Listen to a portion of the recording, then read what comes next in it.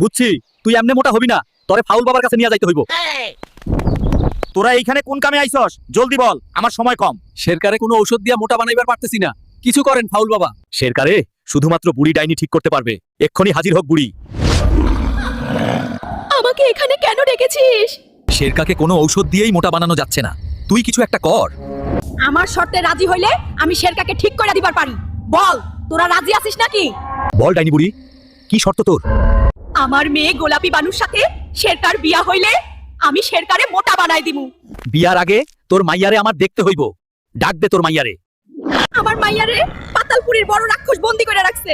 তুই যদি আমার মাইয়ারে উদ্ধার করে আইনা বিয়া করস, তাইলে তোর সব সমস্যার সমাধান করে দিমু।